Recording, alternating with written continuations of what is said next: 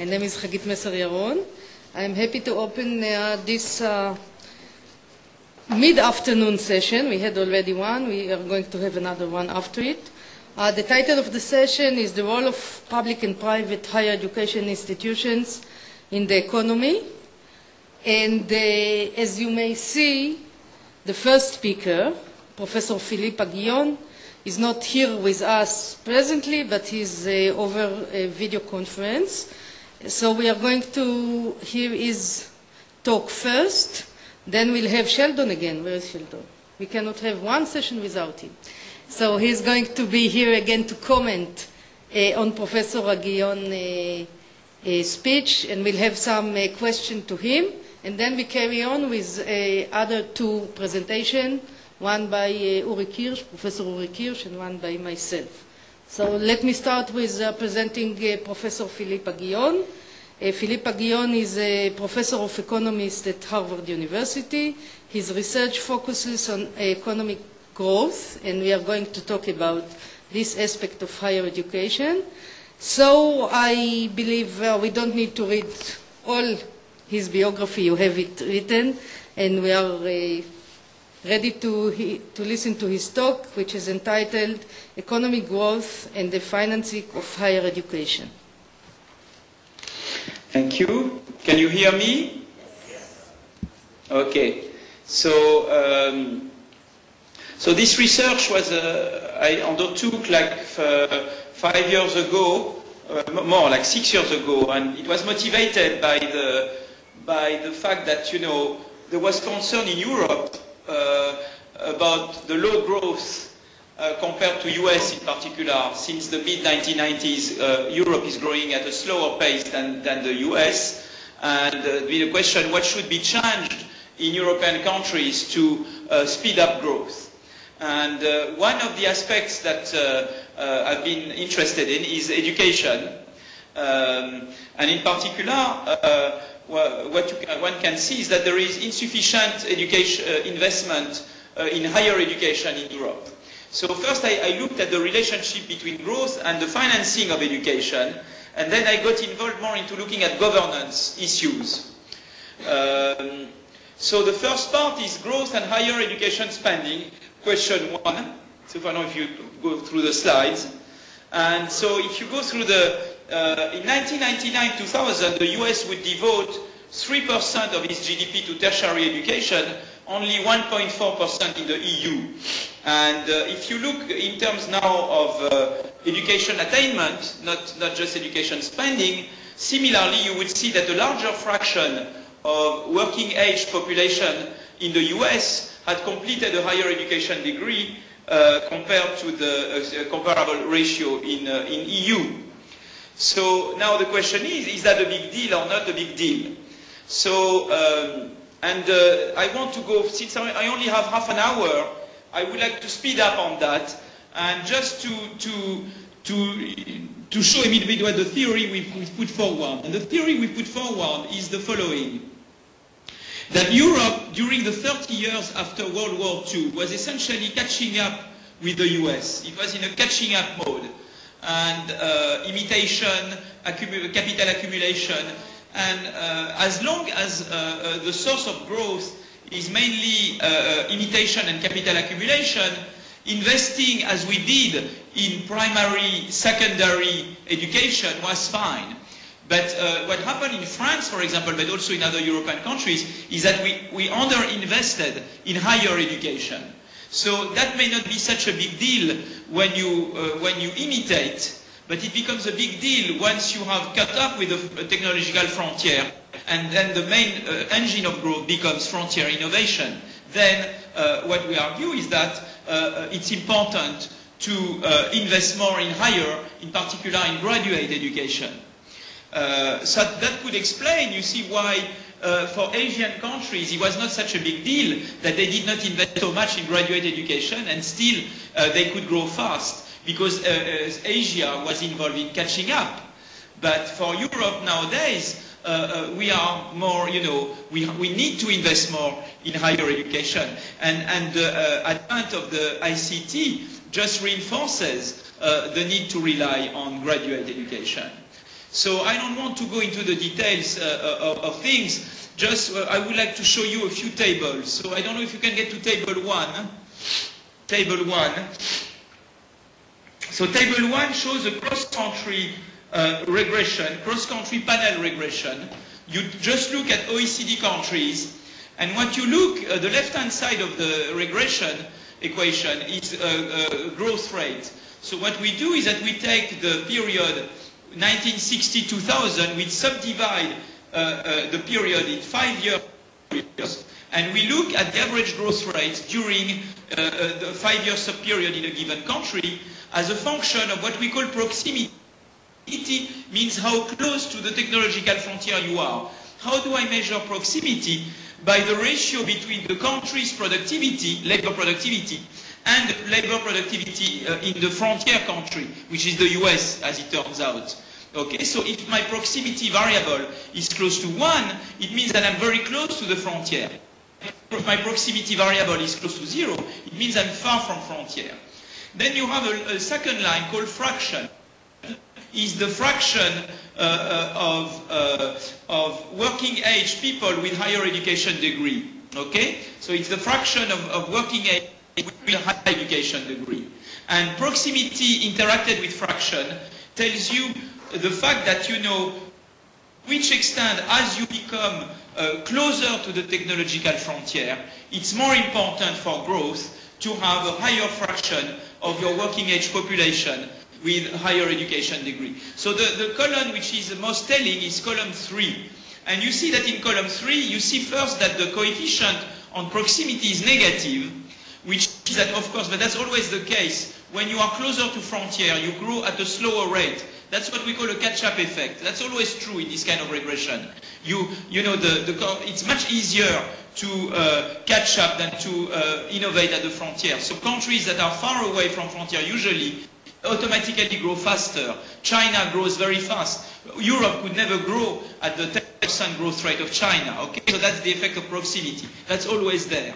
Fraction is the second line, but what's interesting is the third line, and you see that the interaction coefficient between proximity and fraction is positive and significant, which means that the closer you are to the technological frontier, the more growth enhancing it is to have more people with higher education degree. You see, so that's, I think, is a very important result. Alors, the problem in these regressions is that when you control for country fixed effects, you lose the significance of the interaction effect. And that's because you have very few data, actually. You see, we have only 122 observations. So if I control for all country fixed effects, I control for too much with too few observations. And that's why I'm losing significance, you see? Another problem with this regression is that it could be well capture the reverse causality from growth to education, not necessarily from education to growth. It could just be that a country that grows faster can afford to invest more in higher education. So what tells me that this regression is really capturing an effect from education to growth and not from growth to education, or not capturing the effect of a third spurious variable, you see? And that's why, you see, I try to go further than that. And that's the next slide, so here I say fixed effect problem, then identification problem, correlation but not causation. And so what we've tried to do is to look at the same cap of analysis using data on US states. So that's something I'm doing with Caroline Hoxby.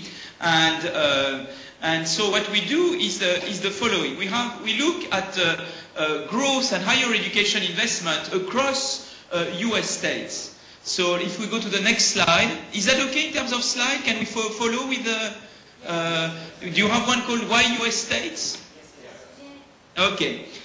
So why US states? Well, because what you can do is you can analyze many cohorts, you see, and in 48 states. So you have 48 states. And we have, in fact, what's interesting, we can look at cohorts. So we can look at someone born in a given state, and we look at all cohorts as of 1947. And then we look until the age of 26. So we take any of these cohorts, and we look at someone born at some point. It could be 47 or 48 or 49, etc. And we look at through the age of 26. And we look how much the state in which this person was born has invested in each year of education that this person went through. Because you see, for any state, for example, take Massachusetts, we know how much Massachusetts spent on any kind of education, primary, secondary, 2-year college, 4-year college, for any year as of 1945, you see. So we know how much each state spent on average per member of the cohort each year that the cohort went through. So that's very interesting because you have a very detailed composition of spending of education on a given cohort. By the time this cohort gets 26 years old, and then we look at the effect of that on the growth rate of the state during the 10 years after this cohort becomes 26. You see, so that's what we do. We look at the average growth rate of the state for the period when the cohort becomes 26 and when the cohort is 36 as a function of all the spendings in all kinds of education on that cohort from age 0 to age 26, you see. So that gives you a lot of observations, many more than what you could have with the cross-country data. And also what's interesting is that you can have instruments. So let me go to the next slide to tell you what the instruments are. So the instruments, in fact, are based on political economy. So, in fact, what happens is that research education spending in the US is decided by research education spending subsidies to various states is decided by an appropriation committee, which is a federal committee. So you have one appropriation committee for research education for the Senate, and you also have one appropriation committee for research education for the House of Representatives. And there is a process to name someone at the head of this committee or to name members of that committee. And of course, now suppose that you are Senator of Alabama and you are named head of the appropriation committee for higher education of the Senate. You see, you are elected in Alabama. You want to be re-elected in Alabama. So you want to please your voters in Alabama. Now, the only thing you can deliver to them is higher education spending. So even if Alabama doesn't really need research education spending, maybe needs more primary, secondary education or 2-year colleges, you will give them the only thing you can give them. You cannot give them highways, you cannot give them hospitals. The only thing you can give them, if you are on that committee, is the thing that committee can give, which is research education spending. So if I look at the next slide, you see that's a slide that shows how much, on average, per member of the cohort who goes through research education age was spent in 3 similar states of the US: Georgia, which is GA, Mississippi, which is MS, and Alabama, which is AL. And you see what's interesting is that you have 1965, Lister Hill, Democrat of Alabama, becomes head of appropriation committee of the Senate for research education. And you see, as of the time he becomes head of the appropriation committee, the spending on research education in Alabama leapfrogs the spending in Georgia and Mississippi, which for no reason related to growth. It's nothing to do with growth. It's pure corruption and it's pure political economy, you see. And then when he stops being head of the appropriation committee in 1967, you go back, the spending on higher education in Alabama becomes back, what it is in the other states. So that's very nice because that's a source of variation of education spending, which is totally independent from growth. So it's a very good instrument for the regression, when I regress growth on education spending. So that's the instrument I use for for research education.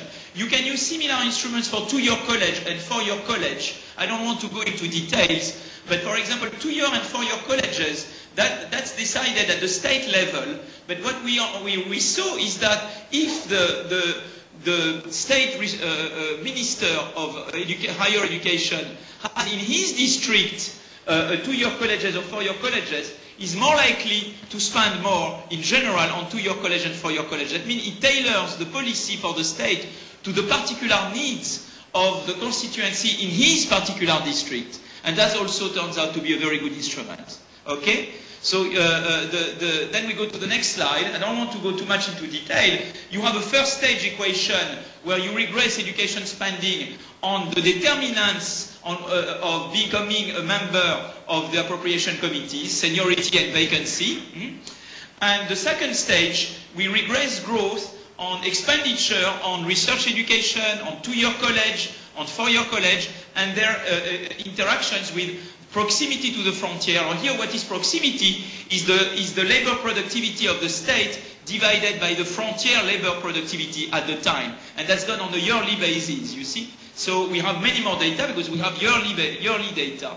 And we do this regression, we regress growth on expenditure on the various types of education and their interactions with how close or far from the technological frontier the state is. Okay? And there we can control for state fixed effect, cohort fixed effects, and time fixed effects. And I go 2 slides below, the education investment. And what we see is that if we increase by $1,000 per member of the cohorts going through research education, the financing in research education, I increase growth twice as much in a state which is at frontier as you do in a state which is far from frontier. You see, so it's very clear that you have an interaction effect, that it's much more growth enhancing to invest in a research type education for a state which is at frontier than in a state which is far from frontier. You see, whereas if you look at 4-year and 2-year colleges, it's exactly the other way around. You want to do much more of that when you are far from frontier than when you are at frontier. So now we can go to the next slide, which is a picture. And then what we do here is we look at the cumulated effect of increasing education spending in research education for several years in a row. You see, so far what I was doing is to regress growth for a 10-year period as a function of the spending on one particular cohort on the various types of education. But now you see the cohorts adapt with each other. So now what we do is a different exercise. We say what happens if you increase by $1,000 per member of cohorts going through research education during a whole 6-year period. So you see what happens is that at the beginning the effect on growth will be small because it will affect growth only through people who are about to go on the job market. But then more and more people affected by this policy will go on the job market and affect the growth process. That's why you have a bell-shaped curve. And of course, later on, you will have people going on the job market that are no longer affected by this increase in higher education spending. And what you see is that you have 2 curves, 2 bell-shaped curves. The higher curve is a curve for countries which are at frontier.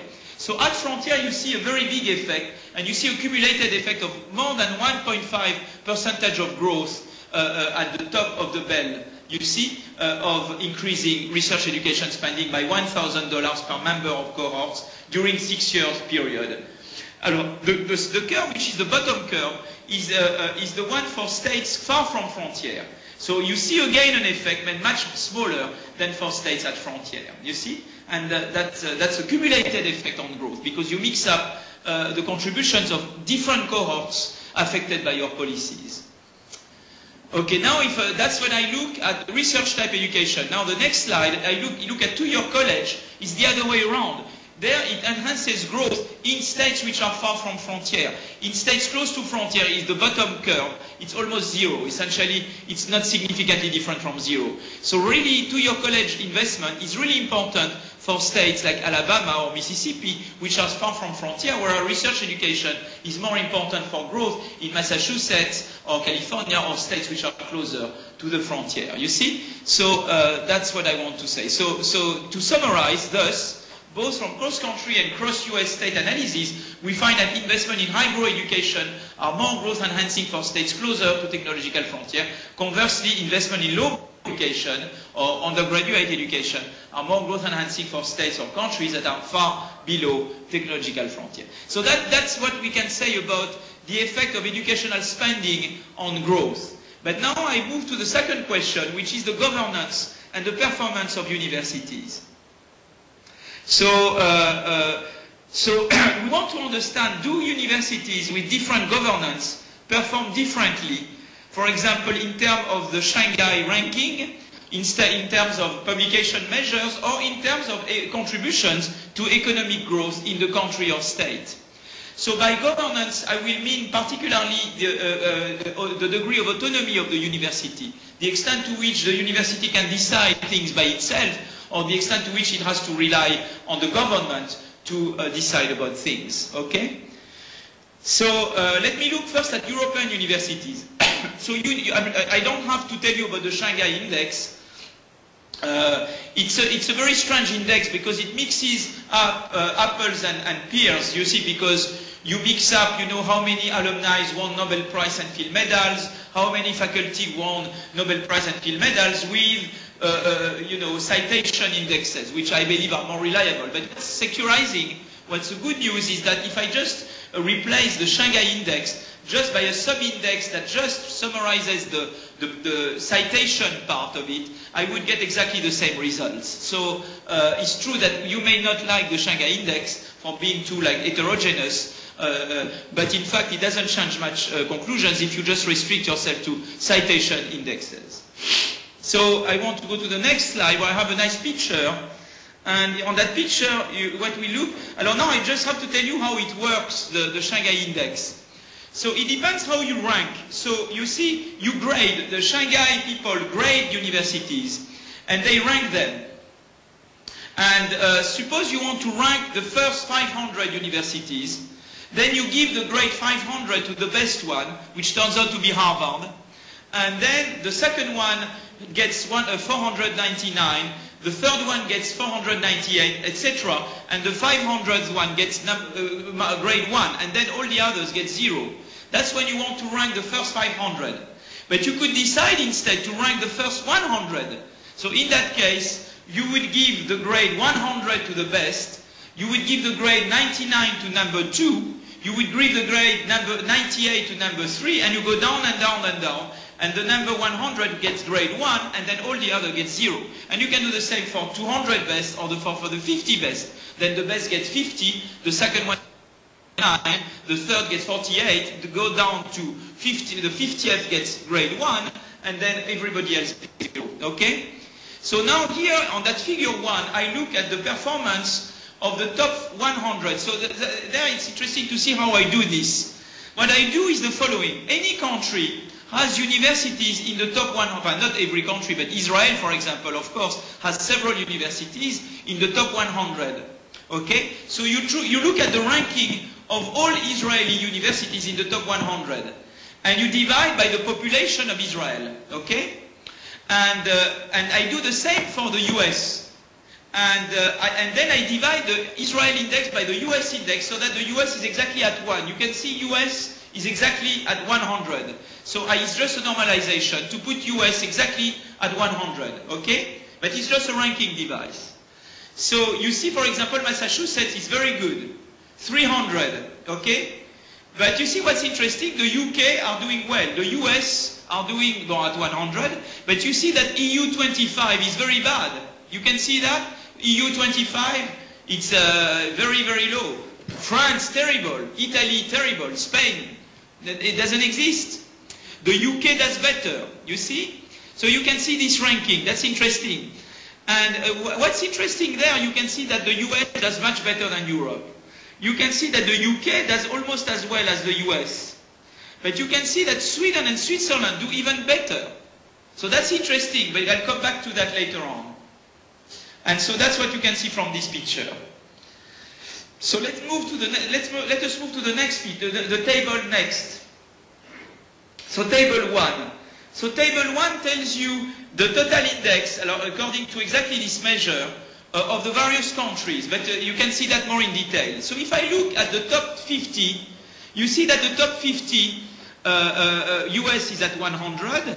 And you see that Switzerland is almost at US level, 97. And otherwise you have the UK, 72. But everybody else is very far below. And in Europe, everybody is almost non-existent apart from the UK and Switzerland. You find nobody in the top 50, you see.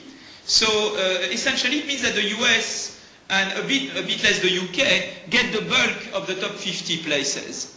Alors of course Switzerland, but Switzerland it's a small population, so in total doesn't mean much, you see. So it means that US and UK makes for the bulk of the top 50, and Europe is almost non-existent. But of course, as you move to the right, to top 100, top 200, top 500, the EU, you see, catches up with the US, you see? And in fact, when you get already in the top 200, EU has a number of reasonably good universities. So if you want, Europe is in the second tier. You see, we are the second, but we are not in the top tier. Definitely not. And so that's why we have to work hard. I don't know, Israel is not there. I'd be interested to see where how Israel ranks here. Okay, so that's the table 1. Okay, so that's what you learn from it. So what this figure and table suggests is that EU and Japanese universities are underproductive and under-influential relative to US, UK, and some extent Canadian. The gap between EU and US narrows down as you move from top 50 to top 500. And within EU, you have very good performers like UK, Netherlands, Switzerland, Sweden. As soon as you move to the top 100, Sweden appears already. And the poor performers, Spain, Italy, France. Okay? So now you want to understand this difference. You see, what can explain this difference in performance? So one aspect is spending per student. So you see, you have figure 2 there that shows on the vertical axis you have the country performance index, which is the performance in terms of the sum of universities in the top 100 divided by population, okay, and the whole thing divided by US population, which is still at 100, as you can see. And on the horizontal axis, you have spending per student in thousands of euros. And you see that more or less you have clearly a positive correlation between performance and spending per student. So it's clear that spending matters, okay? It's no big surprise there, no? You invest more, you get more.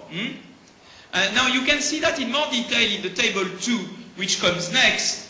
Table 2 tells you that if you look at the third column, you see that the US spends 3.3% of its GDP in higher education, the EU 25, 1.3, which is what I told you at the beginning of the talk.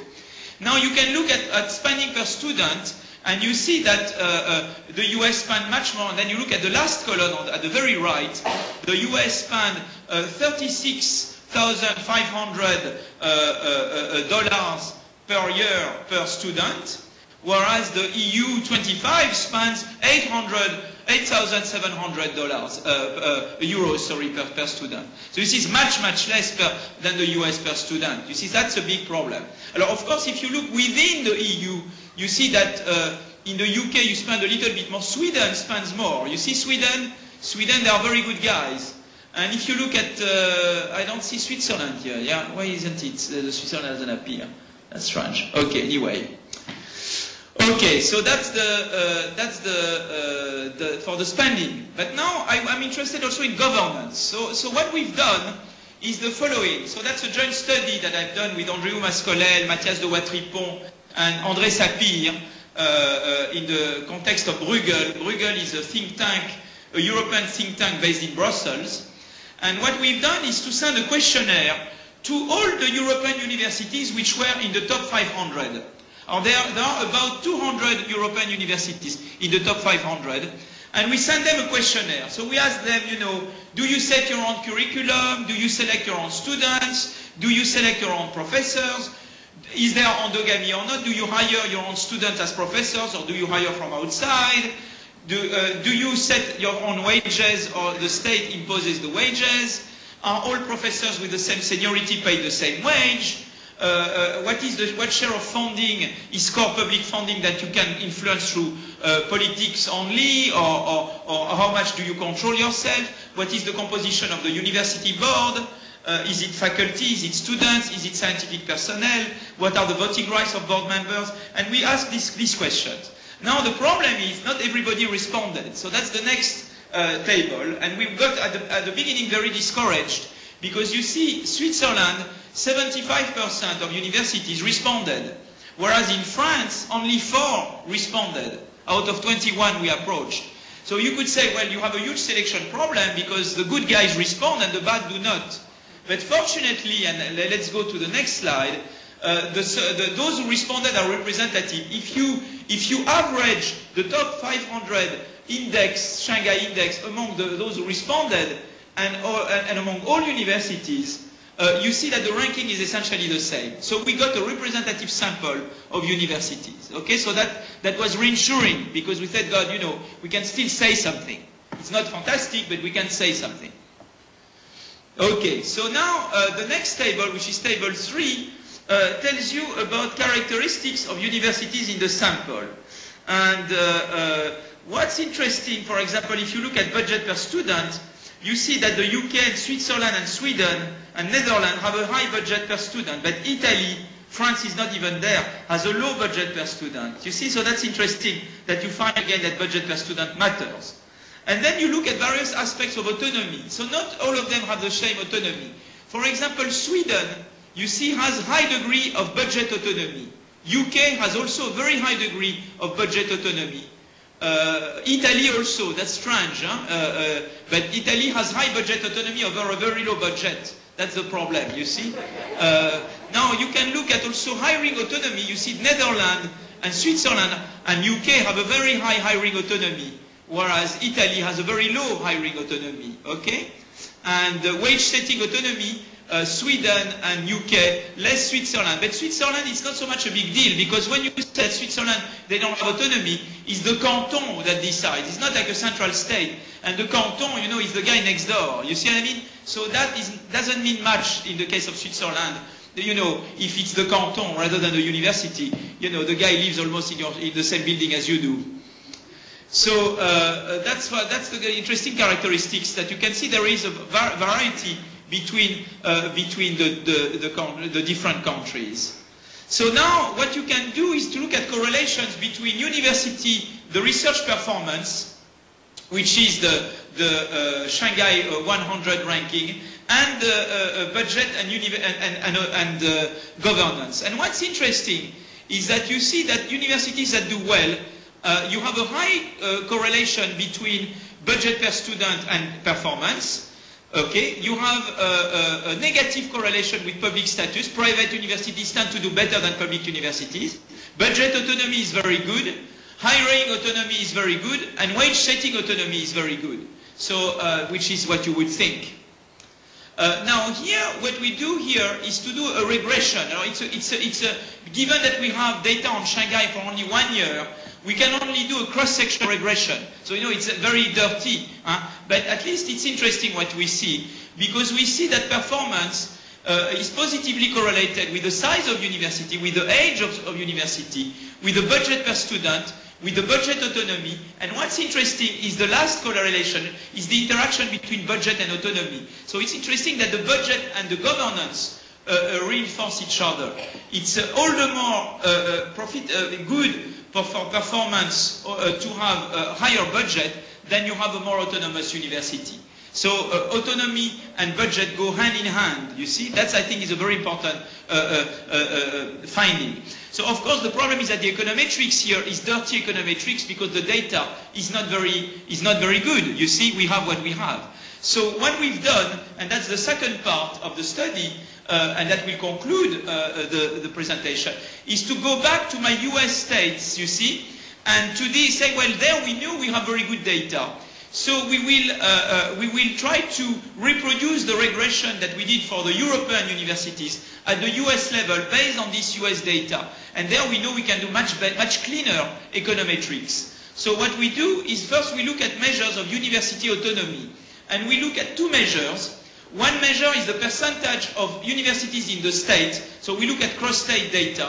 So we look at a given state of the US. And we look at the percentage of universities which are private. And we know that private universities are usually more autonomous than public universities, okay? So that's one index of how autonomous universities are in a state.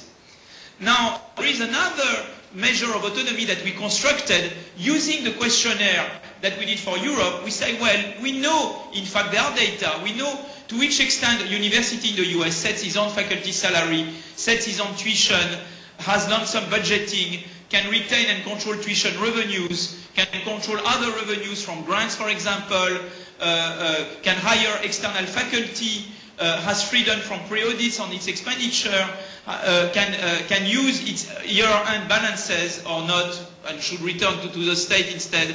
So for public universities, we constructed a composite index using factor analysis out of all these questions. You see, so we reproduce the question of the questionnaire, and out of what we saw for these questions, we constructed an index of autonomy for public research university. Usually an index which we normalize between 0 and 1, okay?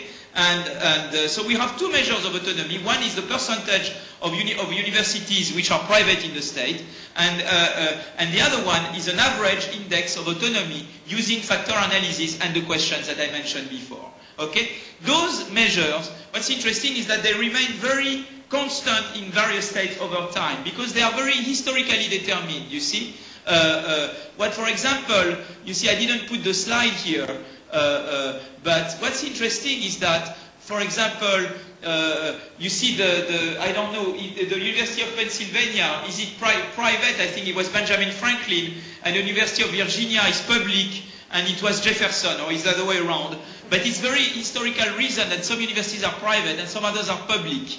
And autonomy also is something that does not vary much over time. So what varies over time is financing.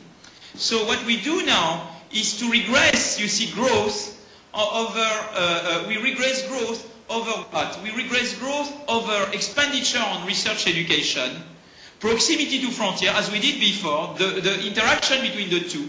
And then we regress over share of universities which are private, and the interaction with proximity, and its interaction with expenditure, and the index of public autonomy, and its interaction with proximity, and its interaction with expenditure. And the findings are in this table where you have the interaction terms. It's called How University Autonomy Changes the Growth Effect of Investment in Research University. And what's interesting is that first, when we find as before that you have the interaction between proximity and expenditure, so that's as before, but we have new findings now, is that when you are closer to frontier, it's good to have autonomy. So states which are closer to frontier benefit more in terms of growth from more autonomous universities. But now also the other thing which is very interesting is that there is complementarity between autonomy and expenditure.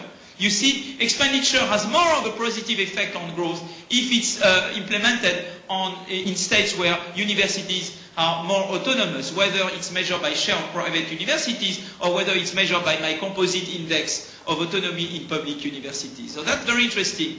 So let me show you the diagram. I have two figures and then I'm done.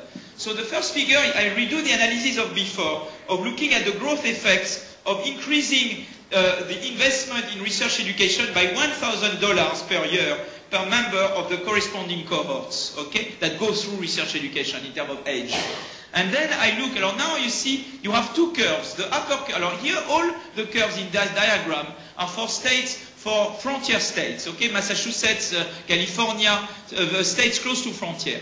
The upper curve, the upper bell-shaped curve, is the effect on growth in states which have more than median level of autonomy.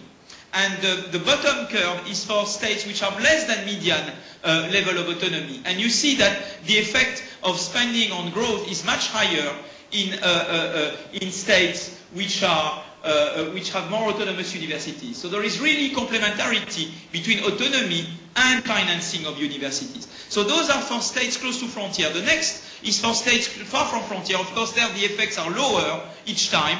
But again, you see still that also in those states you have that the effect of financing on growth is bigger when you have more autonomous universities. So you always have this complementarity between autonomy and financing, which we already we saw when we looked at European universities. So conclusion, growth in more advanced countries benefit more from more performing universities. Performance hinges on a combination between finance and autonomy. There is more than one model for achieving this combination. That would be my concluding comment. You see, you could say, well, let's just put tuitions and privatize universities. But you see, I know that I know because Manuel Trachtenberg told me that he was very active in increasing tuitions in Israel. I'm sure we will have to go to that. But you see, in France, if you say that in France you increase tuitions, today you have a riot. Sarkozy will have to spend all his time with Carla Bruni. he will no longer be president. You see what I mean? Because it will make a big scandal.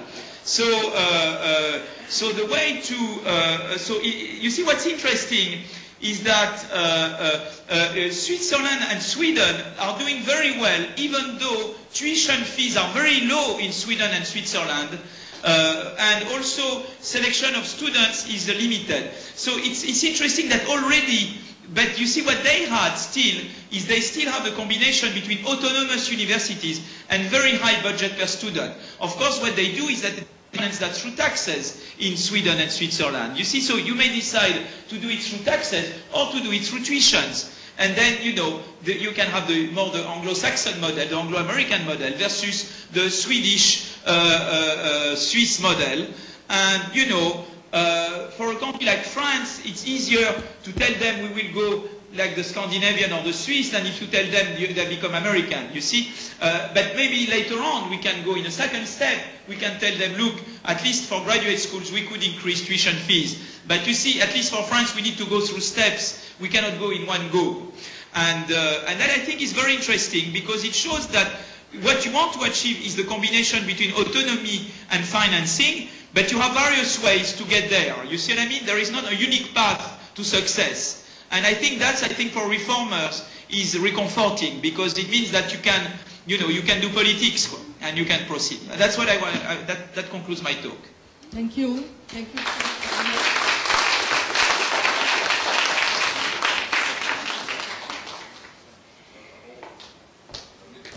It was a little bit more than half an hour, but we thank you anyway. I believe that the best thing is to take like 1 or 2 questions now because we need to get you off. So maybe we'll start with Dr. Bergman. You spoke about come together research. I can't hear anything. You can. I can't hear you. Yeah. Can you hear me now? Yes. Can you hear me now? Okay. You spoke about research, education, putting together both items.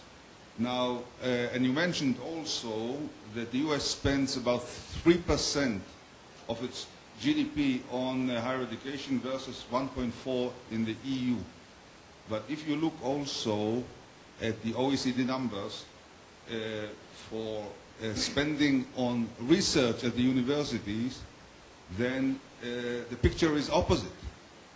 The U.S. spends 0.36% on R&D at the universities, and the EU spends about 0.45%. Okay? So, and then the question is, from these numbers you can see that the U.S. really invests much more in teaching versus the Europeans. And also, let me also mention that the European Commission put forward a document comparing the two systems, and they say the following, that in the US they have about 3,300 higher education institutions, of which less than 100 are really research universities. And they say here in Europe, we have 2,000 universities, and all of them want to do research. And this is why the universities in Europe do not do great research, because you spread the money too thinly. So I have here 2 points. One, the US spends more on education versus research, and also it concentrates efforts in very few universities. Thank you for the question. You say there is a lot in what you say. What's interesting is the UK, because the budget per student in the top universities in the UK is very high, but if you look at how much the UK spends on average per student, it's very low. So it's true that in the UK you have high mean, high variance. You see what I mean? And in the UK they concentrate financing on some universities, whereas some other places don't. And you're absolutely right. What's important is to secure that at least in a core number of universities you have high budget per student.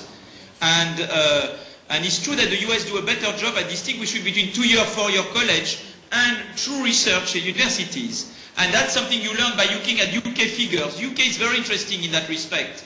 Now you have other countries like Sweden, where you have lower variance. Sweden spans more evenly across universities, you see, so it's a more egalitarian across universities policy.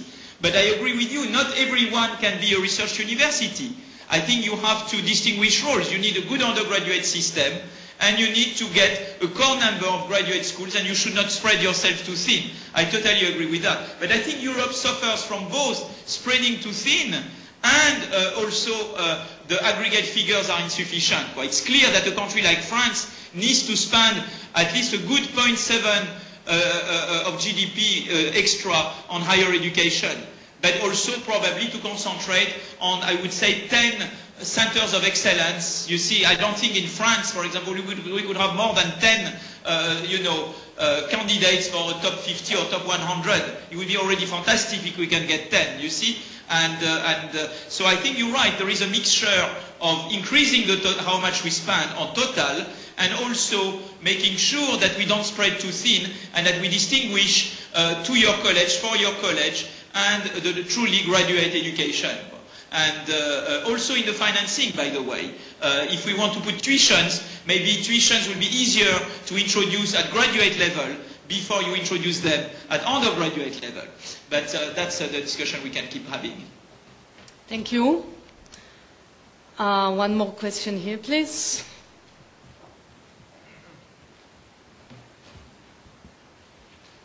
I'm concerned by your comment about introducing tuition at the graduate level. In the U.S. model in science and engineering, good graduate students do not pay their own tuition. The tuition comes out of research grants, which means that every time that tuition is increased, the student pays no more money at all, but the research grants are able to fund less support. Now, if you recognize that the U.S. is the world sink for graduate students, as long as you can get effectively a free graduate education in the U.S. in science and engineering, then by imposing tuition for science and engineering programs elsewhere will simply drive more students to the U.S. That's a very interesting question. I think it deserves, I have not looked in detail. What I can say is that, you see, my argument, so I don't know how the debate in Israel has been conducted on tuitions.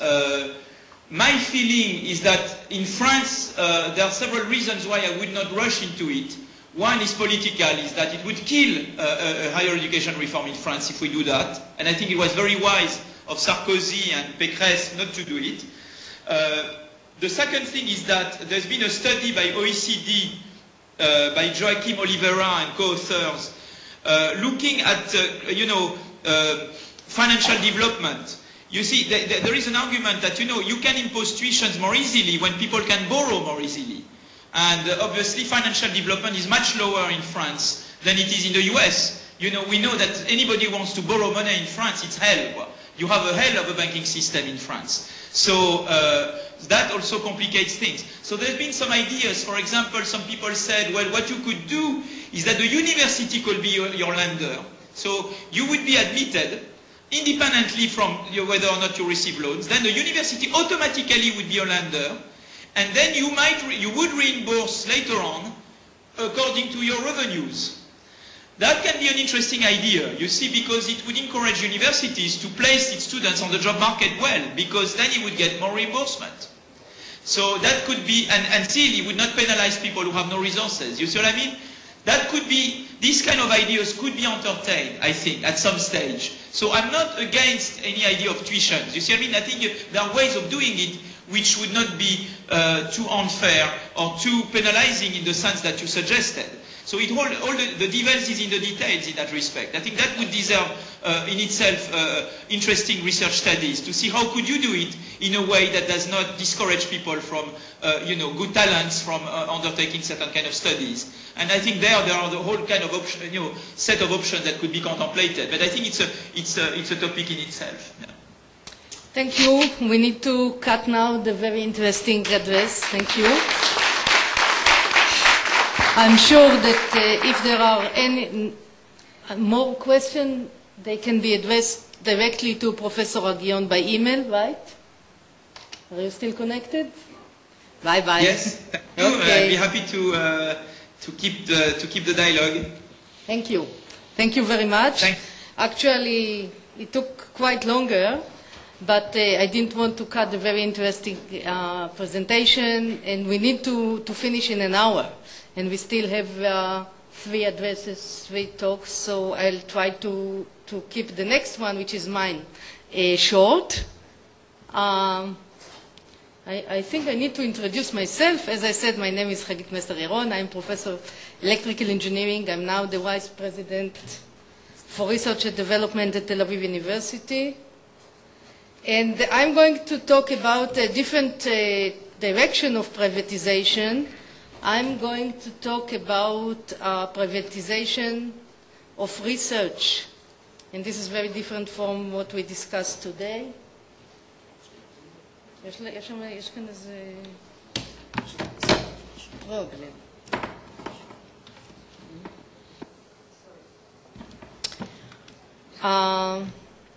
As discussed today many times, when we talk about research or research universities, in fact we are talking about public universities, because private universities are not focused on research. Again, this is a matter of definition, as I learned today.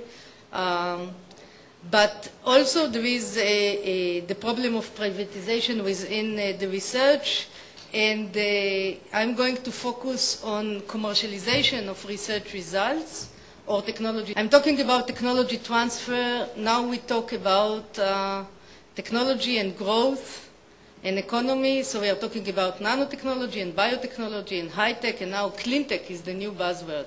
But all of them are talking about technology transfer from the source of new knowledge, from universities, from the academia, to the business sector, to the industry. And in this game of technology transfer, there are actually 3 players. The academia, which consists of 3 different entities: the scientists, the researchers, the institute itself, the university, and the technology transfer office or technology transfer company, the way it is in Israel. The industry is the entity which receives the technology and make it into products, and the government, which is in the background, and we will talk about the role of the government, and here we get into privatization, meaning if we need the involvement of the government or not, and how much it should be there. So the outline of my talks, and I'm going to cut directly, I think, into the 3rd bullet, is first to give you some background, and then to ask the question, who is in charge on technology transfer? And I called it responsible technology transfer because I claim that the commercialization of academic research result is not a win-win situation. It's not all win. So we need to keep checks and balances, and we need to do this process, the technology transfer, in a responsible way. So nowadays it is done, as I will show, according to the philosophy of the Bayh-Dole Act. Also in Israel it happened before, mostly by the university, and there are very interesting success stories. But what I'm actually saying that when universities are starving the way we are, as discussed this morning, at least in Israel, then responsible technology transfer is on risk. And we need to see how we deal with it. So there are some weak points, and we discuss some solutions. Actually, I don't have any, but we can discuss it. So commercialization of academic research results, is it all win? And I'm saying not. Also, we have some very nice titles. If you are tired after these long days and there is another session coming, look at this, turning technology into gold. And if you don't see the number, I will give a better slide later, showing how much money universities do from technology transfer. Or this one, it's not only in the US, also making money in the UK, another title from the scientists.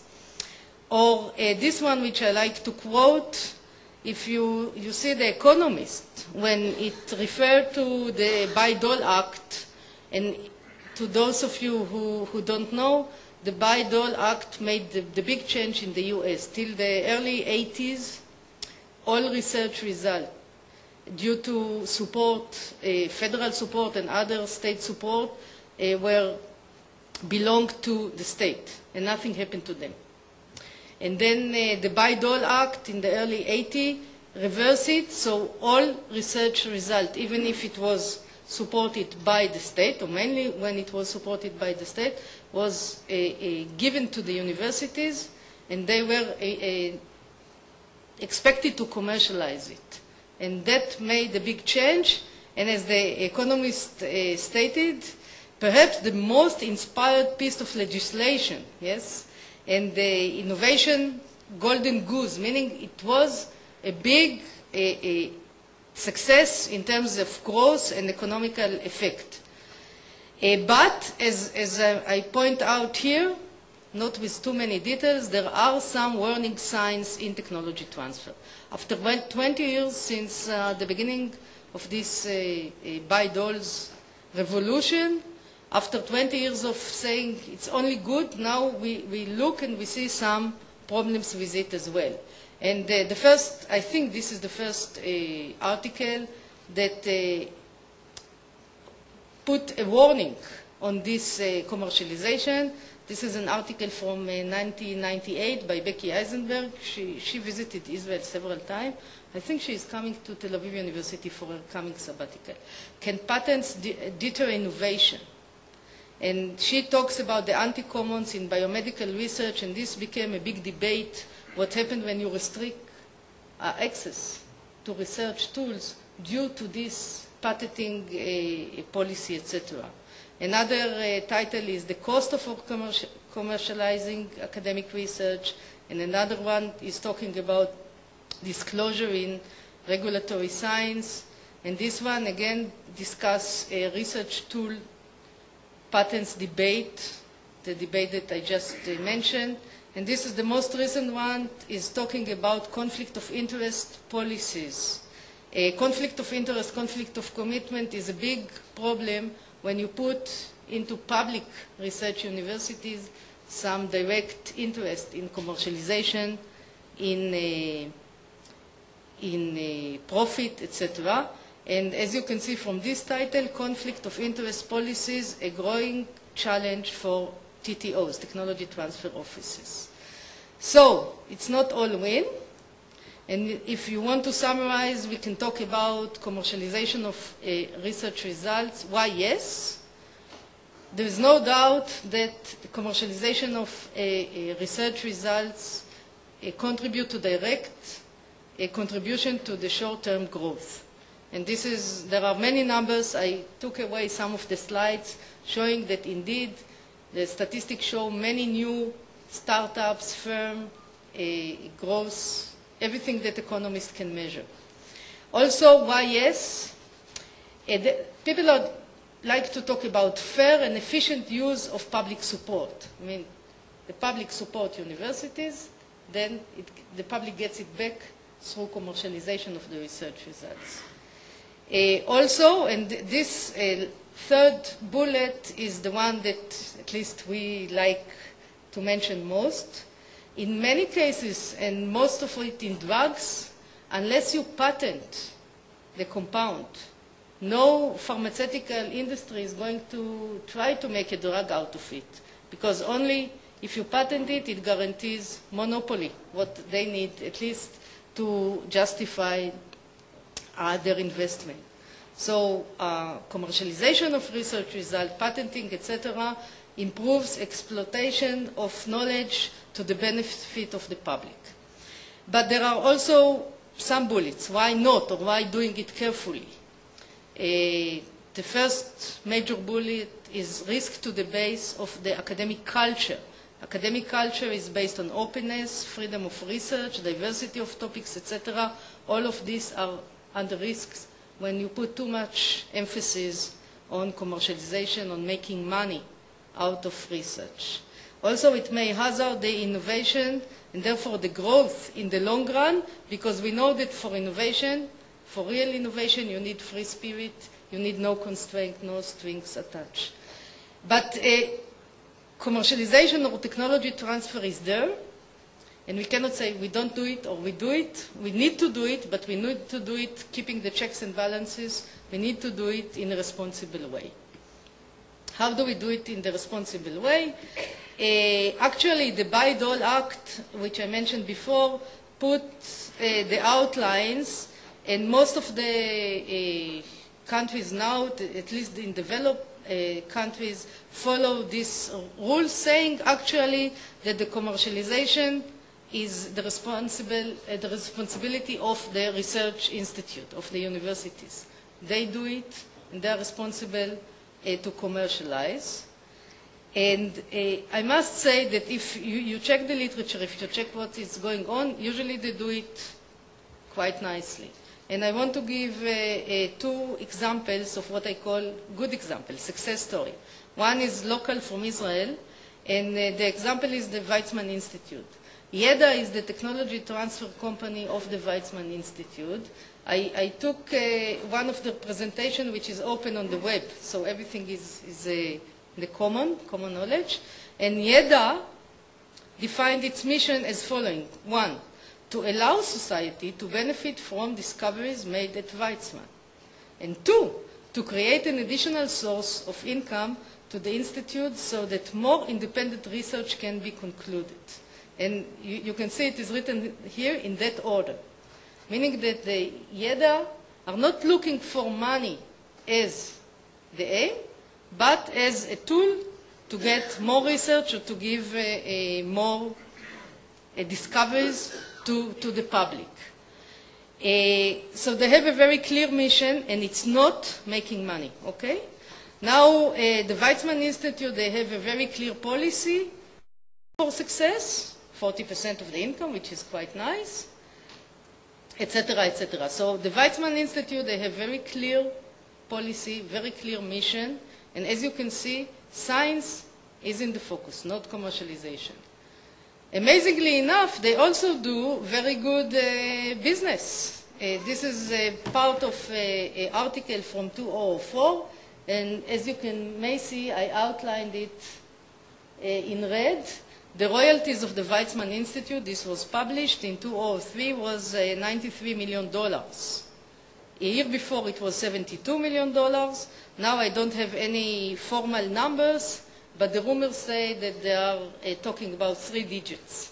I don't know how much, but about there. So they have very clear view, responsible view, but they also make money. The other example is an American one. Actually, last year, in March 2007, there was a very interesting paper published, which is called White Paper, and the title was Guidelines Offered for Responsible Technology Licensing. And this was a joint paper by this, I think there are about 10 very prestigious institutes around the United States. You can see Caltech, Cornell, this is alphabetic, I think, order. Harvard, MIT, Stanford, University of California, etc., etc. And here, the common experience of all these institutions, people sit together and came up with guidelines, and these guidelines consist of 9 points to consider in licensing university technology.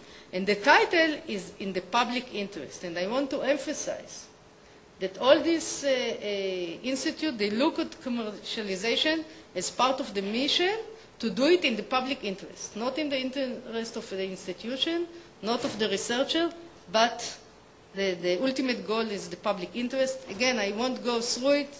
Whoever is interested can find the article in the web, or I can send it to you. But these are, and again, if we look at the income of these universities and other, this is a very recent publication about how much money American university did from a license income. You can see the top is the University of California, all 9 of them. And this was in 2006, $194 million. As you can see, the Weizmann Institute, if indeed they are talk 3 digits, they are in the very top of this line. Then you can see New York University, Stanford universities, etc. So these top-level universities, they are doing quite nice. So these are good examples. It shows that universities can do responsible technology transfer together with very effective, very efficient commercialization. But can, I ask here, responsible technology transfer by starving universities, is it sustainable? I mean, when we are really pushed because of lack of resources, can we keep doing it in a responsible way? What do I mean by starving universities? At least we know in Tel Aviv University. Today in the morning we heard a lot about it. The source of budget for most universities are the four that are detailed here: public support, tuition, donations, and other. In Israel, according to the report of the VATAT, the Committee of Budgeting and Planning, in 2005, when we look about all research university, about 60% of the budget came from the public support, about 18% from tuition, about 7.5% from donation, and 14.5% from other. I'm going to concentrate on the other. The problem is that the public support is decreasing, the tuition is regulated in Israel, donations are limited. Actually, this is a big problem in Israel. So the main source for compensation for the decreased public support is the other, number 4. What is in the other? There are other things in the other, like, and here I list also, fruits for endowments, which are not so great in our case in Israel, specific project and overhead, sales of services, and income from technology transfer. At least for the Weizmann Institute, you can see that in 2004, other was 42.6% out of its income, which is a lot. And as I said, in this year, they had almost $100 million in royalties from commercialization. Unlike other university financial, you can call it adventures, like selling services, etc., technology transfer is considered as a desired goal in line with the interest of the private sector. The industry like to get technology from the universities, the governments, again, I explained it at the beginning, and the individual researcher, they get part of the income. So the question is, can we get more money from commercialization when we are getting starved by the government? I want to detail 5 points which are main points, at least in our case of Tel Aviv University, but not only, when we commercialize, when we negotiate on a license over technology. The first one is ownership of intellectual properties. Our view is that in the public interest, the ownership of the patents, of the intellectual property right, must be kept by the universities. We give license, we sometimes give, or many times give exclusive license, but we don't sell the patents themselves. Again, this is our view from the public interest, because we look at ourselves, university, as public institute, and this is property of the public. So we give license, we don't sell the patents. The risk is that starving university will sell patents if the other party insists, and I must say that if you give this freedom to universities, also in Israel, they don't insist on keeping the patents to the university. This is one major point. The other one is what I called open versus closed license. When we license intellectual property rights, we try to do it as close as possible. We don't give open license, for example, to all the technology or to all the invention of a certain scientist or researchers. We do it as close as possible to specific technology, specific know-how, specific research result. We want to keep it close. Again, this policy may be under risk when there is a big pressure to bring income to the university. No shelving. No shelving is a very important principle because the idea is, as I said before, both in the policy of the Weizmann Institute, on these universities, American University and in others, that the reason why you commercialize, you don't do it for income to the university, you do it to bring new product to market. So you don't give license to company so that they can shelve the product. They need to bring it to market because this is a key point.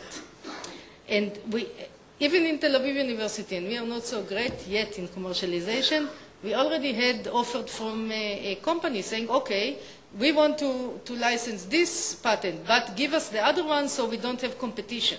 They were not going to use the other one in order to get a product, just to prevent competition. We don't do it. Because we look at the public interest, and the public interest is to have the product in market. Again, this is under risk. As I said, if universities really need cash, really need money. The right to publish. I don't need to say it here, but this is the basic of academia. We don't commercialize with any limitation we don't let anyone to prevent the scientists, we don't let anyone to disallow the scientist from publishing his or her research result. This is a major and a basic principle. And again, there are some cases where the other party insists, and you really need the money, that you may not keep this. And the fifth point is liability. Sometimes the private sector, the industry, they want the university to guarantee some liability or some warranty about the technology, or to give them a guarantee that it works, and that they won't have any, what we do in university, we don't do products. So we cannot guarantee the industry that it works like it is done between different industries. So this is, again, something that we are very careful about it. And sometimes we need to fight with the industry. And sometimes agreement do not mature because of this issue. We don't want to expose the university to liability. So I can jump into the summary, which say that since technology transfer issues goes beyond the campus limit, where the academic freedom rules, and straight into the full of sharks economic world, where starving universities stand helpless, we are in a problem. So the question is, what is the solution? If we leave the regulation to the universities themselves, what I call self-regulation, it may not be sustainable. One of the possible solutions is to have some kind of regulation by the government, legislation or something like this, but actually limited only for basic principles. I called it mixed regulation, meaning leave it to the industry and to the university to negotiate under market forces, but at least define the rules. For example, define 3 rules as I suggested here, but this is not the only solution, that the IP ownership is not negotiable. It should be kept by public university. No shelving is a rule that cannot be negotiable, and so is public free publication. Again, this is quite a dangerous solution because we really don't want government to get into universities, so this is why we don't want regulation by government. On the other hand, regulation by market forces is also problematic. As I said, in this case, all the economic measures show the direct benefit of doing everything for money, so it may be too dangerous to universities and to the public in the long run. So this kind of mixed regulation may be the only viable solution, but we need to be aware of it, that there are forces, and the privatization of research, as I just mentioned here, is another problem to be dealt with. So thank you. I want to thank Dr. Yehuda Niv, the CEO of Ramot, our technology transfer company, for his help in this presentation, and thank you. And I will call upon Uri Kirsch after it. We'll have questions at the end. He's also the vice chair of the VATAT. You already know what VATAT is, and a member of the Council of Higher Education. Uri, please. Thank you. First, I'd like to explain the title, what we mean by the title. Commercial programs, we mean, first of all, private programs with high tuition fees, and the second, not supported or budgeted by VATAT. Now, I use the Hebrew words VATAT, as you already know, the Planning and Budgeting Committee, and also Malag, which is the Council for Higher Education. To clarify things and not to have a misunderstanding, I like to say that formally, VATAT view is reflected only by VATAT decisions. So not every sentence that I'm going to say in this presentation means that it is VATAT view. VATAT carried out extensive discussions in recent years on this subject, and I'll try to briefly review these discussions and also the decisions of VATAT on this topic. The outline is quite long, but I'll talk quite shortly because of time limitations. I'll start with general background. Then I will talk about the formal requirements of VATAT and Malag to initiate such programs. Then I will talk the main motivation, which is based on economical and budgetary considerations. Then about major question, which is the use of public infrastructure for commercial programs.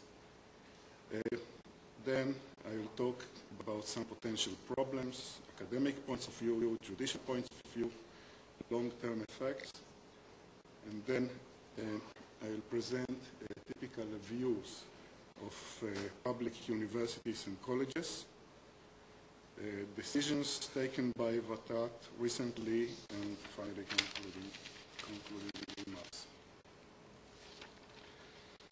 Now, the motivation to establish these programs is quite clear, which is based on economical and budgetary considerations. And this tendency has increased recently due to reduced government support and reduced tuition fees. So what the institutions are trying to do is to solve financial problems due to these reductions.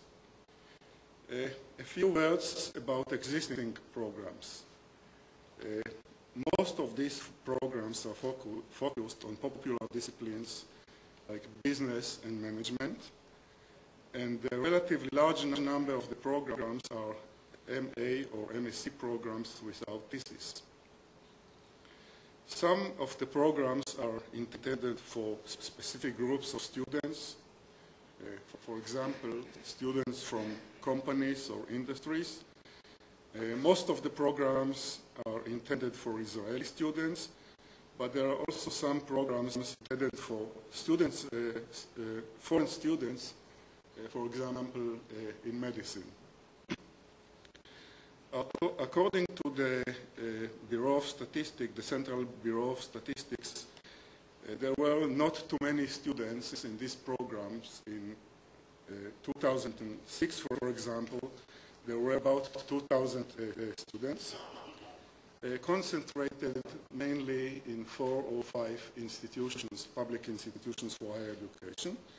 But in fact, we believe there are more students in this and in other institutions not reported to the main Bureau of Statistics, Central Bureau of Statistics.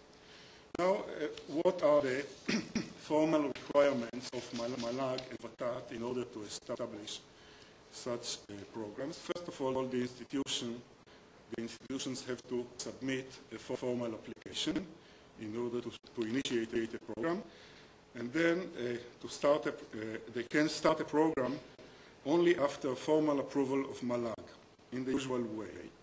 Now, in the past, applications for some of the existing programs were not submitted or formally approved by Malag, and the explanation of the institutions was that first, that the programs are identical or similar to those that already were approved previously, and second, no financial support has been requested by the institution from VATAT for these programs.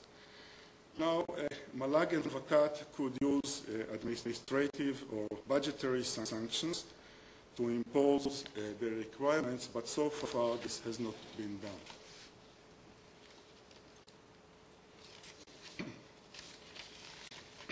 Now, the typical existing programs are usually characterized by low-cost teaching in popular disciplines, as I already mentioned, of high demand, like business and management. Now, the low cost, the reason for the low cost is quite clear. You have here some examples. For these reasons, high student-faculty ratio, namely sometimes large classes or a small number of faculty members. Simple infrastructure, laboratories are usually not required. And in addition, the high tuition fees help to increase financial resources and to overcome financial problems. On the other hand, high-level academic programs usually involve larger expenses due to high salaries of faculty and large investments in improved facilities. So, in summary, it is not always clear whether the net profit of high academic level programs is significant.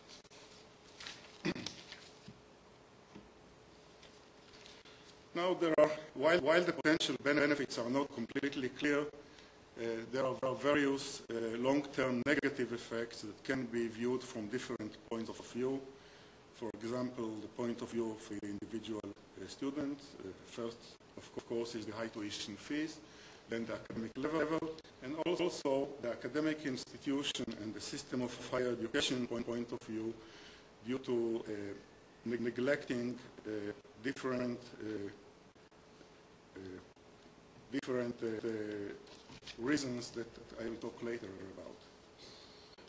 Now, there are, of course, the national point of view in terms of various effects on priorities, social problems, commitment of government for public education, and some other problems that I will briefly talk about. One major question is, of course, the use of public infrastructure for commercial programs, with all relevant consequences, including legal issues. This question is similar, though not identical, to questions arising in cases of private health services with public hospitals. Another problem of VATAT is that it might be difficult to properly distinguish between the two different types of programs within the same institution. In particular, it is not easy to separate control, to follow up, and to distinguish between profits and losses of the two programs. And as a result, there is a danger of transferring losses from one system to the other one.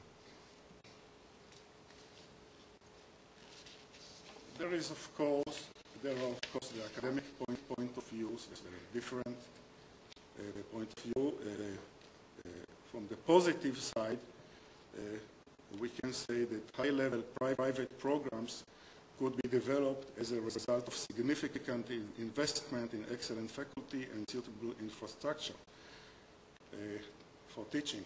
But on the other hand, from the negative point of view, poor commercial programs might be the result of economical and budgetary considerations or constraints.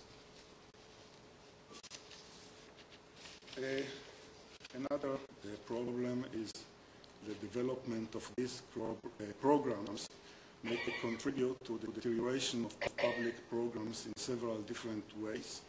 As you can see here, transfers or resources from the public to the commercial programs may cause academic damage in public programs due to insufficient investment and difficulties in attracting excellent faculty.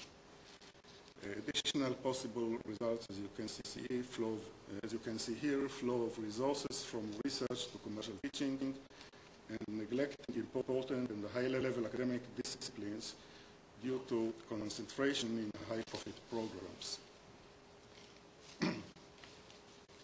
Additional problems are listed here, and I will not go into details. Into social problems, damage to accessibility of students from the periphery, unfair competition with private institutions due to the use of public infrastructure, planning problems may arise due to investment in profitable teaching instead of high priority disciplines. Now there is, of course, possible effects on government policy, increasing privatization, reducing government support for public higher education, and encouraging the government to lessen its commitment for the development of excellent public education. Now, despite the various problems, it seems that from the judicial point of view, the development of commercial programs might be possible after consideration of some necessary steps. On the other hand, VATAT could decide against such programs if the potential damage is more significant than the expected benefits, or if VATAT finds that the programs are not appropriate. In any case, before final decision reached by VATAT, the following points should be taken into consideration, those that are listed here: consideration of all existing rules and laws, establishment of new rules and criteria, the rights of stakeholders, and potential damage and expected benefits. In order to consolidate its position, VATAT asked the institutions of higher education their view about this topic. Now, not surprisingly, most public institutions are in favor of this step under certain restrictions, and some of the institutions, in particular the private institutions, are against this step. Now, here you have a summary of the views of 5 universities, and as you can see, these are quite similar. So in favor of developing such programs under certain restrictions. Now I would like to give you a summary of VATAT decisions in recent years on this topic. And you just can read, or I can read, in 2004, due to the severe budgetary cuts, VATAT will positively consider, under specific limitation, the possibility of establishing commercial programs. Also, VATAT decided to establish an ad hoc committee to investigate all relevant consideration and recommend to VATAT what steps should be taken. In 2006, after consideration of all aspects, VATAT decides not to open new programs. The budgetary effect of existing programs will be evaluated. Then, more recently, in 2006, VATAT decides to freeze the previous decision until a fair hearing will be given to representatives of the institutions. And in 2007, VATAT finally approved its previous decision not to open new programs and decides not to expand the number of students in existing programs. Now, finally, some concluding remarks, summarizing what I already said about the main motivation. The potential benefits are not completely clear. There are various negative long-term effects. Most public institutions are in favor. The private institutions are against. And in summary, we believe, at least myself, I believe, that the state should sufficiently support the public institutions while providing opportunities to the private institutions to develop. Thank you.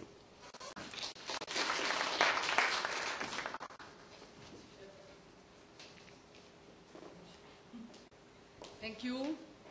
I will ask Sheldon to come over. I saw that tomorrow you are free, so it's only today that you are so busy.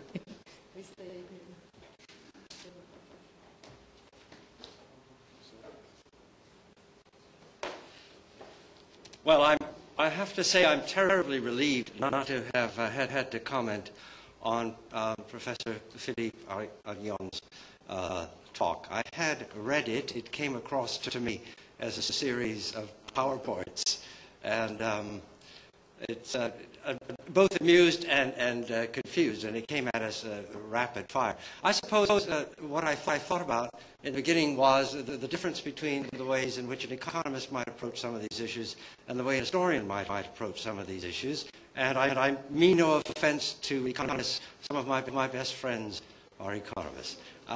But there's an awful lot of sophisticated firepower came rushing through. I'm so glad that the rest of you asked the questions. I was really struggling to know where to go with that. And one of the things I might have asked him, but it would have been better if we would have been sitting over coffee or something, was did any of those findings, all the regressions to the mean and the coefficients and all of that, did that surprise you?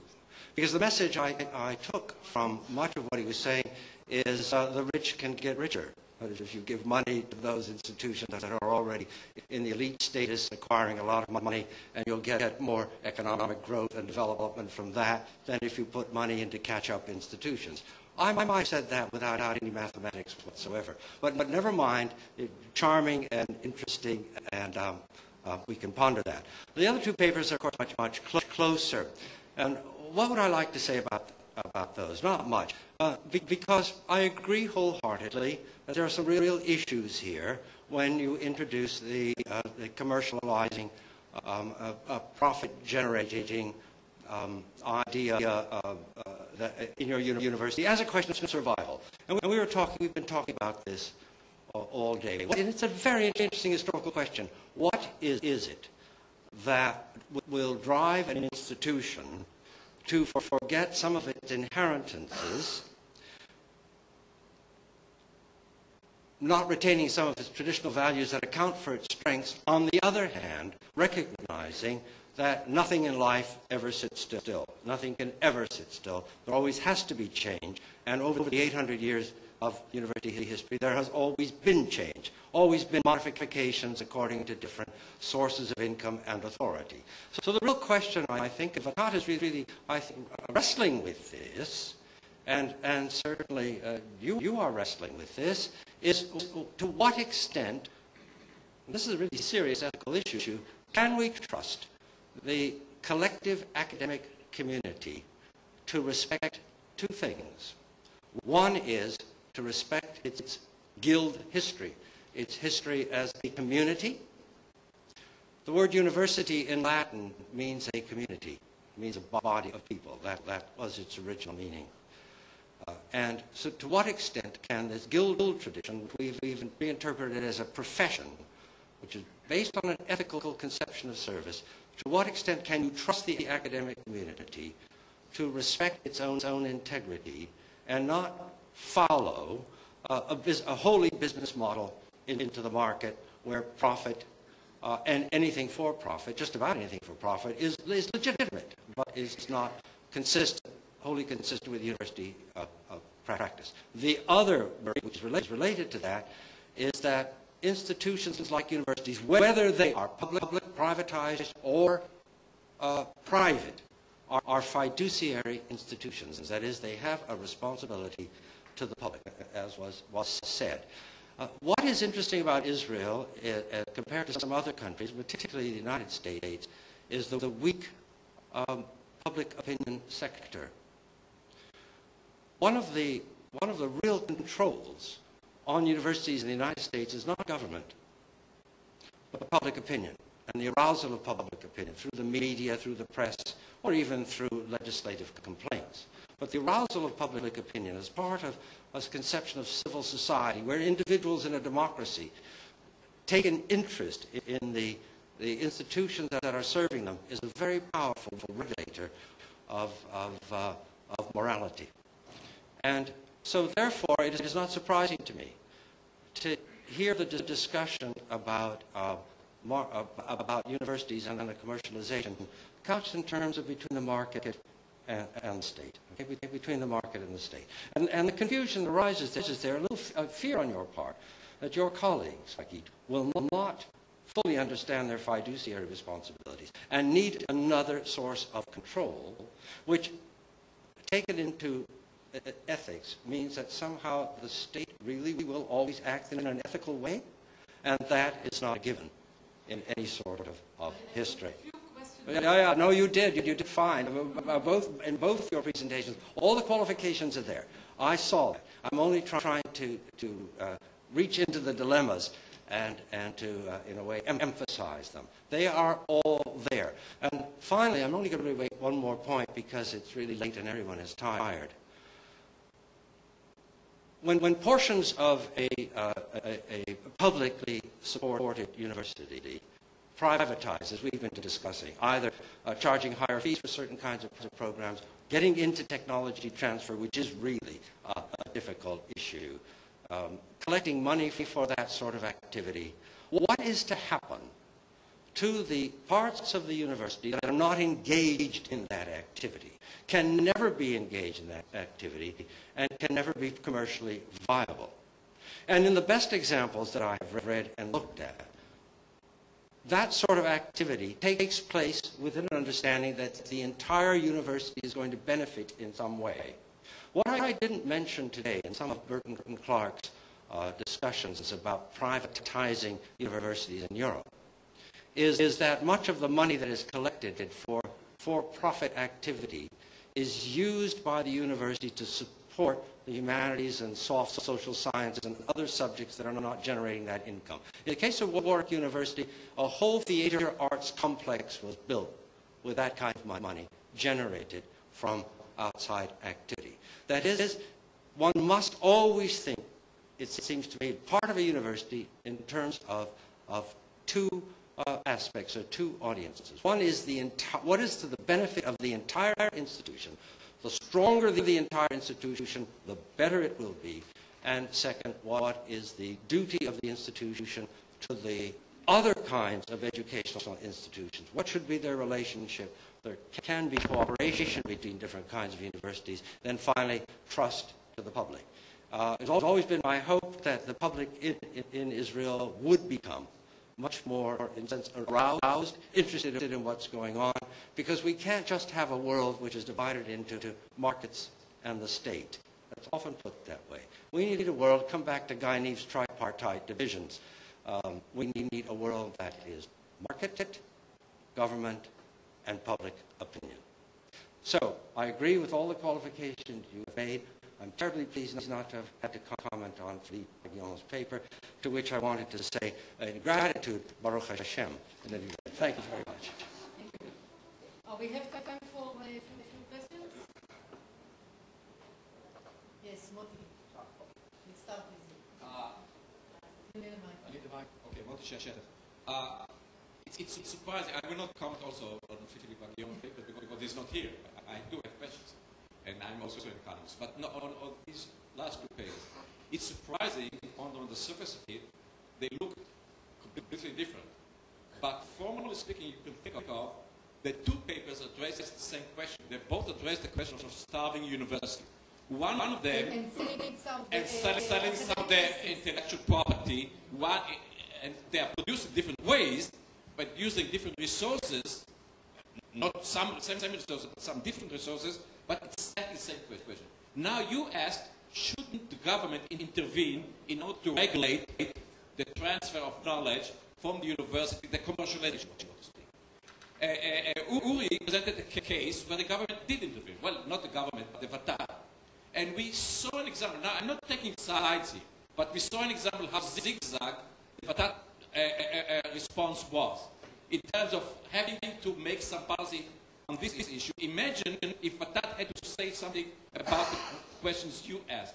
So I'm left with the dilemma, but I'm not sure that the solution you offered is the right solution, because I'm afraid that we will go from bad to worse by having the government step in, and we have as I said, we have already the example of the commercialization of teaching programs at the various universities, and what is the right answer, I don't know, but I'm not sure the government is the right solution. Thank you.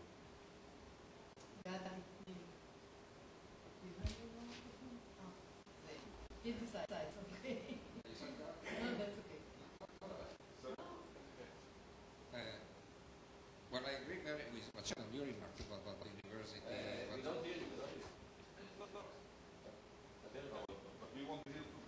Well, okay. What you said about universities, how they should be managed, you're absolutely right. It's true. As far as public opinion in Israel, there is no visible public opinion. But when you ask the population what do they think about university and science, they held at a very high esteem. And all segments of the Israeli society, the secular society, the religious part of the Israeli society, and the Arab part, all of them put universities and science on the top of their list. But they don't express it, they don't defend it. And the government perceives that the population kind of dislikes a university, which is absolutely not true because they didn't test it. Hagit, just one question, minor point. There is no difference, in my opinion, if you sell a patent or if you license it. The only difference is time. Patent expires 15 years, you sell it piece by piece. And if you give it away, you sell it in one shot. So I don't think there is much difference conceptually there. And with I happen to disagree to some of the statements that you made. First of all, I didn't like the term commercialization. Commercialization has a negative connotation. It's finding more masters to the university, having a different, it's higher tuition to certain programs which can be marketed. The rest of the programs, you can say there is a market failure. You cannot do it, so the government has to provide funds for it. But I don't think there is much damage, and I think universities can manage on their own what to do and what not to do and control themselves. Micromanaging by VATAT in detail what can be done or cannot be done, I think it's a major mistake. As far as using public facilities, I'll turn it around. Look at this building, at this beautiful auditorium. It's not the government provided it, it's private funding. We use it for teaching. So in fact, we should charge VATAT rent for using it for teaching because we raised the money. So the whole concept of trying to dissect those programs, I think, is the wrong approach. VATAT should let universities alone and deal with the major issue, how to fund the basic needs of Israel in all subject matter, science, technology, humanities, arts, everything, in a proper way. And that's the main function of VATAT, not micromanaging the universities, certainly not in these kind of programs.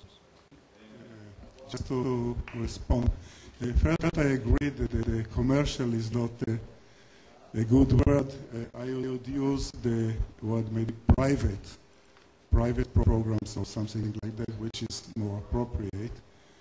And then about VATAT, you saw that VATAT, as somebody said, had some zigzag on this topic, and it is not clear. I agree that there are some points against and some point for establishing some programs. It's not there is not an easy answer.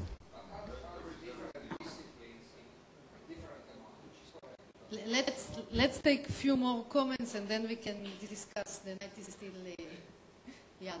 Gadi, please.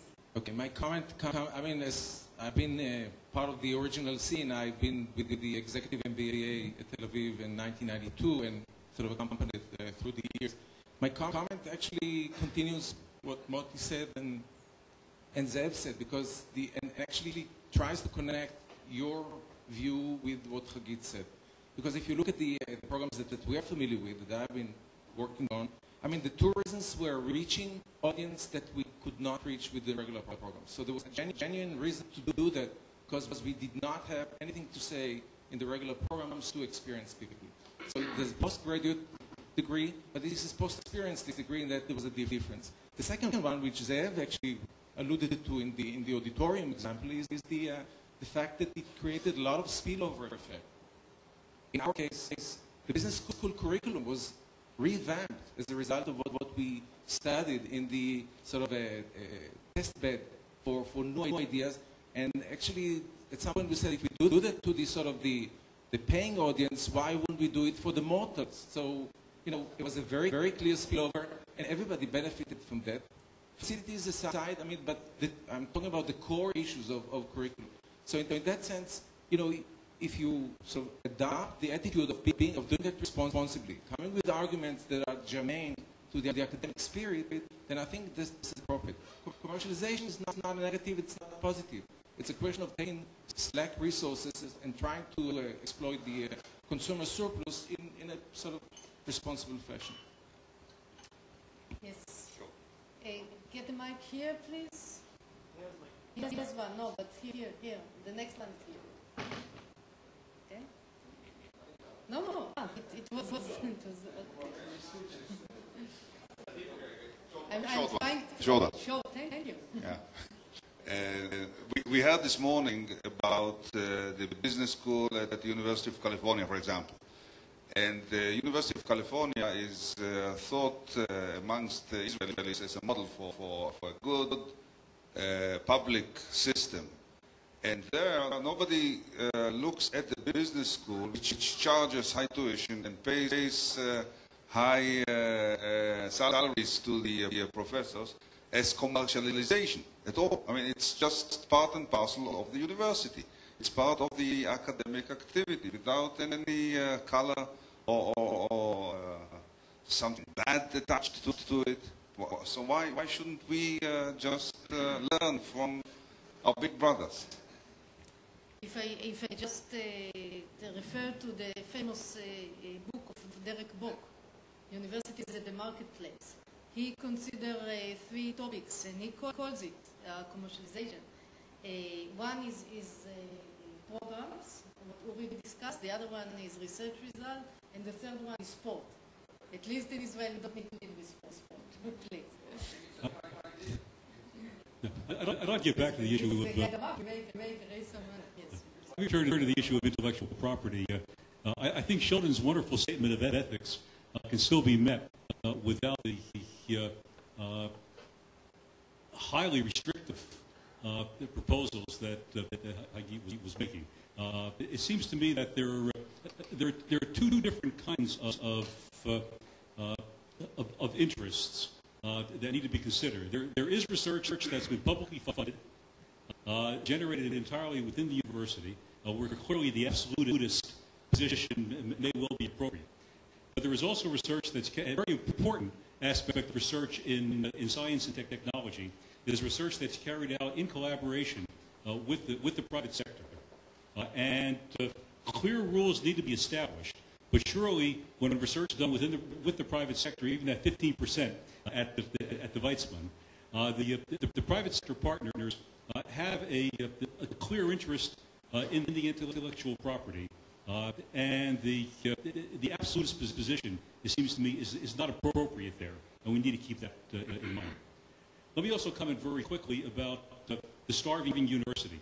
I have seen even not starving universities get very greedy in trying to in dealing with intellectual property, and as a result, scaring off potential partners who find the institution impossible to work with, and therefore the possible technology transfer doesn't happen.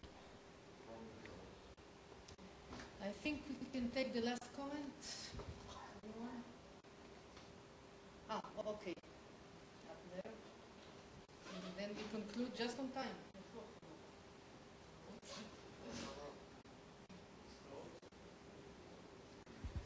Just one off-the-wall idea. In the humanities, the problem we face is, of course, the high fee for data banks and the fact that information now coming in, we have to pay a lot of money for where we didn't before. And the question is whether that could be restructured in some way. It's not going to go back to being free. But listening to you, I thought, why doesn't Tel Aviv University not publish journals, just set up its own site and market its own fee, not market the things, but just charge a fee, just the way Elsevier or Kluwer does. If it's ethical for me to publish an article in a Kluwer journal and for Kluwer to cream off the money for making that, why can't the university do the same thing? Okay, this is a good point to conclude. I think the question of intellectual properties and also rights and publication, which are patents and publication are different issues, are both relevant. And you know, we are all giving up our rights when we publish in papers, and then our university pay back to get to access to this journal. This is a huge problem not to be discussed here in 1 minute. But I like to conclude and to agree with what is said here. I don't think that we can look at commercialization as a bad thing. It is here, both in the intellectual properties, in programs, in other aspects. We need to do it carefully. We need to do it in a responsible way. We need to take into consideration. We need to be flexible, but there are dangers. And especially in Israel, I must say that society looks very, very highly at doctors, at medicine, and at high-tech persons. And if they are interested, for example, in patents which are created or and know-how that comes out of the university and they want it for free, then we will be asked to give it to them for free, even if it's not in the interest of the public good. So sometimes you may need to have a responsible adult to look around and to see that the kids are playing fairly. But, you know, we need to deal with this in everyday life, and I think this is the role of the people that are sitting here, and we hope that you let us do it. Thank you. Thank you all.